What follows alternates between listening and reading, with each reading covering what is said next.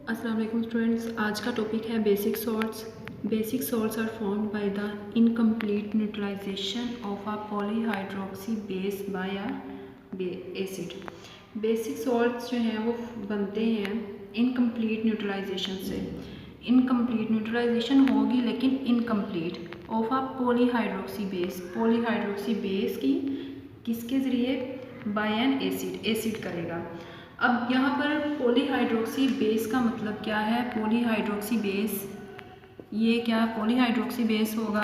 नहीं, क्योंकि इसके अंदर हाइड्रोक्सिल ग्रुप एक ही है, OH2। ये पॉलीहाइड्रोक्सी होगा। अगर किसी भी एलिमेंट के अंदर हाइड्रोक्सिल ग्रुप 3, 4 तो ये पॉलीहाइड्रोक्सी है जिसमें हाइड्रोक्सिल ग्रुप एक से ज़्यादा हो। तो पहला रिएक्शन है एल्यूमिनियम का, इसमें 3 हाइड्रोक्सिल ग्रुप हैं। रिएक्शन किसके साथ होगा? HCl। HCl इसको करेगा न्यूट्रलाइज। अब यहाँ पर आपके पास 3 हाइड्रोक्सिल थे, बचे कितने? 2 हाइड्रोक्सिल। तो यहाँ पर इनकम्प्लीट न्यूट्रलाइजेशन हुई, साथ प्रोडक्ट में आया वाटर। इसका मैकेनिज्म देखते हैं किस तरह से इसकी न्यूट्रलाइजेशन हुई। स्ट्रक्चर मैंने लिखा हुआ है एल्यूमिनियम की मैकेनिज्म। यहाँ पर +3 ऑक्सीडेशन स्टेट है, 3 इलेक्ट्रॉन ये शेयर करेगा। तो 1 इलेक्ट्रॉन यहाँ इसके साथ, क्योंकि आपको पता है ऑक्सीजन के आउटर मोस्ट शेल में 6 इलेक्ट्रॉन, 2 इसके लोन पेयर और उसमें से 1 इलेक्ट्रॉन ने जो है वो बॉन्ड बनाया हुआ है और एक अनपेयर जो बॉन्डिंग में पार्टिसिपेट नहीं करता वो एल्यूमिनियम के साथ ये इसको करेगा और एक ये।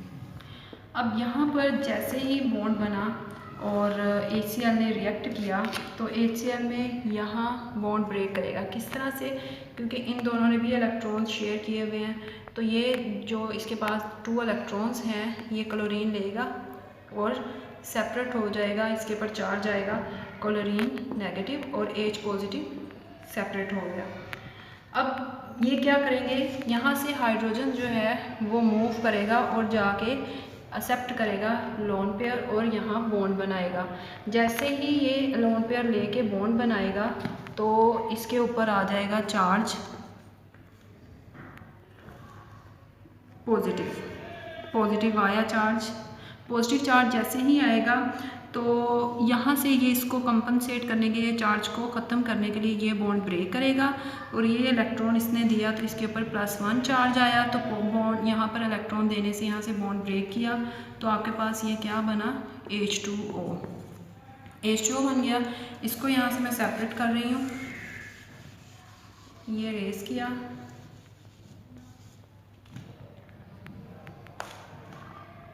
वाटर बनने के बाद अब यहाँ पर पॉजिटिव चार्ज है तो क्लोरीन जो बचा था नेगेटिव फॉर्म में वो आके इसके साथ अटैच होगा। तो क्लोरीन आ गया और आके इसके साथ अटैच हुआ और इसका, क्योंकि इसके पास नेगेटिव था इसके पास पॉजिटिव, दोनों इलेक्ट्रॉन शेयर करेंगे और इसका पॉजिटिव नेगेटिव ख़त्म। अब यहाँ पर आपके पास क्या बना? Al एल्यूमिनियम, OH कितने? एल्यूमिनियम हाइड्रोक्सिल ग्रुप कितने हैं? 2, OH2 और साथ क्या आया? क्लोरीन। तो ये आपके पास प्रोडक्ट आया aluminium dihydroxy chloride. Aluminium dihydroxy chloride अगर यहाँ देखा जाए तो इसने सिर्फ HCl ने, एसिड ने यहाँ पर सिर्फ जो हाइड्रोक्सिल ग्रुप था एक को रिप्लेस किया, एक को रिप्लेस किया तो बाकी 2 हाइड्रोक्सिल ग्रुप वैसे ही अटैच हैं। तो इस तरह की न्यूट्रलाइजेशन को कहा जाता है इनकम्प्लीट न्यूट्रलाइजेशन। अगर ये वाले 2 भी हाइड्रोक्सिल ग्रुप रिमूव कर देता, रिप्लेस कर देता तो फिर जो है वो कंप्लीट न्यूट्रलाइजेशन होनी थी, ठीक है। लेकिन यहाँ पर आपके पास क्या है? इनकम्प्लीट न्यूट्रलाइजेशन, अभी भी 2 हाइड्रोक्सिल ग्रुप मौजूद हैं। तो ये प्रोडक्ट आ गया और आपके पास बना क्या? Basic salt. इसको करने से पहले बेसिक सॉल्ट में जो आपने एक कॉन्सेप्ट किया था आर्हीनियस का कॉन्सेप्ट, जब मैंने आपको बताया था, अकॉर्डिंग टू आर्हीनियस जितने भी सब्सटेंस हैं वो एक्वस सॉल्यूशन के अंदर डिसॉल्व होके तो वो आपके पास हाइड्रोक्सिल ग्रुप देते हैं। तो ऐसे सब्सटेंस जो हाइड्रोक्सिल ग्रुप दें आप उसे क्या कहते हैं? बेस। तो ये भी अगर आप जहन में रखें तो यहाँ पर भी हाइड्रोक्सिल ग्रुप आ रहा है तो आर्हीनियस का भी कॉन्सेप्ट आपने इसको करते हुए जहन में रखना है। नेक्स्ट आपके पास रिएक्शन है, नेक्स्ट वन रिएक्शन लेड के साथ। ये भी एसिड जब इसके साथ रिएक्ट करेगा तो यहाँ पर भी इनकम्प्लीट न्यूट्रलाइजेशन होगी पॉलीहाइड्रोक्सी बेस की। तो यहाँ पर है आपके पास ये प्रोडक्ट लेड हाइड्रोक्सी एसीटेट बनेगा और साथ वाटर आएगा। इसका स्ट्रक्चर मैकेनिज्म देखते हैं। ये है आपके पास PbOH2 का स्ट्रक्चर।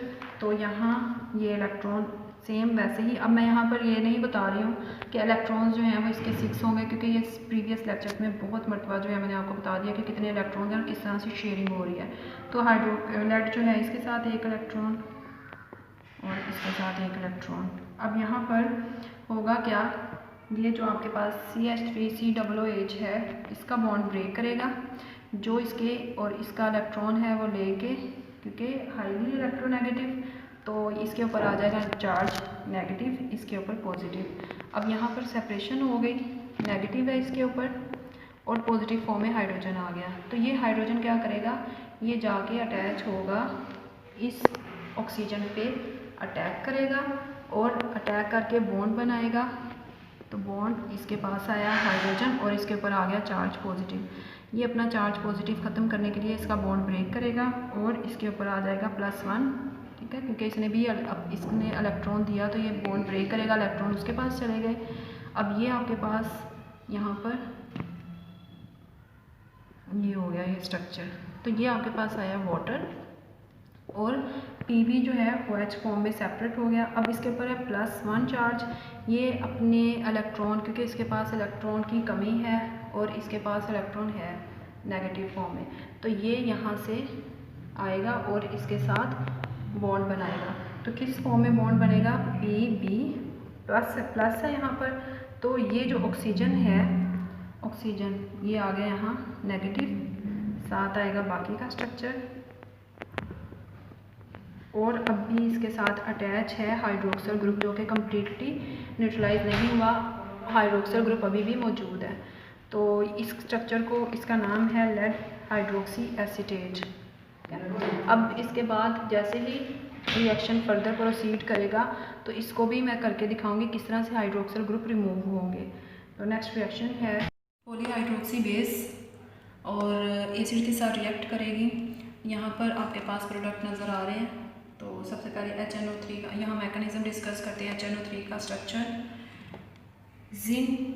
जिंक और ये 2 हाइड्रोक्सल ग्रुप। अब यहाँ पर बॉन्ड कैसे ब्रेक करेगा, यहाँ पर बॉन्ड ब्रेक करेगा ये वाला, और जैसे ही ये इलेक्ट्रॉन लेके ऑक्सीजन के ऊपर आ जाएगा नेगेटिव चार्ज, इसके ऊपर आ गया पॉजिटिव चार्ज।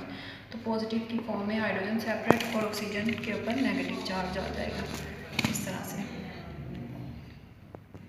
ये नेगेटिव चार्ज आ गया। अब ये जो पॉजिटिव है ये जाके अटैक करेगा इस ऑक्सीजन के ऊपर, क्योंकि इसके पास लोन पेयर है, एक्सेप्ट करके इसके साथ बॉन्ड बनाएगा और इसके ऊपर आ जाएगा पॉजिटिव चार्ज। तो ये पॉजिटिव चार्ज को खत्म करने के लिए यहाँ से बॉन्ड ब्रेक करेगा। जैसे ही बॉन्ड ब्रेक करेगा तो इसके ऊपर चार्ज जो है वो +1 आ जाएगा। जिंक वैसे जो है वो मेटल है, हमेशा इलेक्ट्रॉन जो है वो डोनेट करती है, तो इसलिए इसने यहाँ पर ये देखें बॉन्ड बनाया जो हाइड्रोक्सल के साथ इसने इलेक्ट्रॉन डोनेट करके बनाया। अब यहाँ पर ऑक्सीजन के ऊपर पॉजिटिव चार्ज आया है, उसको ख़त्म करने के लिए बॉन्ड ब्रेक करेगा, इसके ऊपर आ गया +1 चार्ज और ये सेपरेट हो जाएगा किस फॉर्म में, ऑक्सीजन और हाइड्रोक्सल H2O की फॉर्म में। +1 है इसके ऊपर चार्ज, तो ये जो पार्ट बचा है NO3 का ये अटैच होगा इसके साथ। तो आपके पास स्ट्रक्चर क्या आएगा, Zn, ये ऑक्सीजन नेगेटिव ये वाला और साथ N और इसके साथ हाइड्रोक्सल ग्रुप। यहाँ पर भी पार्शल जो है वो आपके पास इनकम्प्लीट न्यूट्रलाइजेशन हुई, अभी भी हाइड्रोक्सल ग्रुप मौजूद हैं। इनकम्प्लीट न्यूट्रलाइजेशन में हमेशा जो है वो हाइड्रोक्सल ग्रुप बच जाते हैं, लेकिन इसकी फर्दर जो है न्यूट्रलाइजेशन की जाती है। These salts further react with acids to form normal salt. अब ये जो आपके पास सॉल्ट्स हैं, अभी इनकम्प्लीट न्यूट्रलाइजेशन के बाद ये प्रोडक्ट बने, इन प्रोडक्ट का फर्दर रिएक्शन करवाया जाता है HCl के साथ, एसिड्स के साथ। तो जैसे ही इनके हाइड्रोक्सल ग्रुप रिमूव होंगे तो हाइड्रोक्सल ग्रुप कम्प्लीटली रिमूव हो गए हैं, तो वो वहाँ पर जो सॉल्ट बनेंगे प्रोडक्ट में उन्हें कहा जाता है नॉर्मल सॉल्ट। तो मैं इसमें आपके पास जो है सिर्फ एक का रिएक्शन करके दिखाऊंगी, बाकी आपने, क्योंकि मैंने स्ट्रक्चर मैकेनिज़्म आपको सिखा दिया है तो बाकी सारे आपने खुद करने हैं।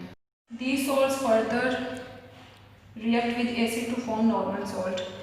OH2 बचा था प्रोडक्ट में, 2 हाइड्रोक्सिल ग्रुप बचे थे, तो HCl के साथ जैसे ही रिएक्शन होगा यहाँ पर आपके पास क्लोरीन के आउटरमोस्ट शेल में 7 इलेक्ट्रॉन्स होते हैं, 1 2 3 4 5 6 7, और इसके पास एक इलेक्ट्रॉन, तो इसने अपना डुप्लीट कंप्लीट करना है, इसने अपना ऑक्टेट कंप्लीट करना है, बॉन्ड ब्रेक करेगा, ये इलेक्ट्रॉन लेके सेपरेट क्लोरीन नेगेटिव की फॉर्म में और H पॉजिटिव की फॉर्म में।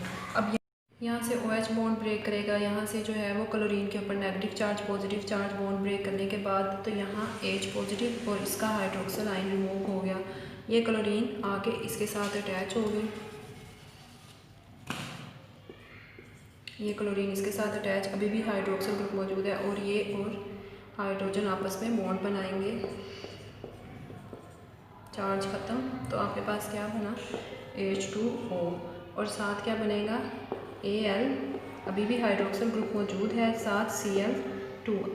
अभी हाइड्रोक्सिल ग्रुप को और ज़्यादा, क्योंकि अभी ख़त्म नहीं हुआ, जिस तरह ये पूरी तरह से कंप्लीट इसकी न्यूट्रलाइजेशन नहीं होगी उस वक्त तक नॉर्मल सॉल्ट नहीं बनेंगे, तो क्लोरीन के बाद एक और दोबारा से रिएक्शन करवाएंगे HCl के साथ। HCl के साथ जैसे ही रिएक्शन होगा बॉन्ड ब्रेक करेगा, यहाँ से बॉन्ड ब्रेक करेगा तो ये क्लोरीन आके इसके साथ अटैच हो जाएगा। तो किस तरह से अटैचमेंट होगी, क्लोरीन के 2 और यहाँ पर बॉन्ड ब्रेक करने के बाद OH नेगेटिव सेपरेट क्लोरीन, तो AlCl3 आ गया, जो कि क्या है आपके पास नॉर्मल सॉल्ट, और ये OH जो है इस पॉजिटिव के साथ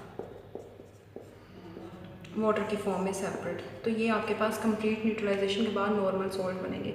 इसी तरह रिएक्शन 2 और रिएक्शन 3 जो है उसमें आपके पास हैं 1 जो है हाइड्रोक्सिल ग्रुप मौजूद है, आपने सेम स्ट्रक्चर लिखना है, उसका मैकेनिज़्म करना है और स्ट्रक्चर के बाद हाइड्रोक्सिल ग्रुप को रिमूव कर देना है, जैसे मैंने यहाँ से रिमूव किया, तो आपके पास रिज़ल्ट में नॉर्मल सॉल्ट आएंगे। मैकेनिज़्म आपने करने के बाद ही आपको पता चलता है कि इस तरह से रिएक्शन होता है, अदरवाइज़ जो आपने लिखने हैं, जो लर्न करने हैं, वो सिंपल रिएक्शंस हैं, मैकेनिज़्म नहीं करना। तो इसकी प्रैक्टिस करें, क्योंकि प्रैक्टिस से ही रिएक्शंस जो हैं वो फिंगर टिप्स पे आते हैं और अच्छी तरह से आप उसे कर सकते हो। Thank you so much for watching.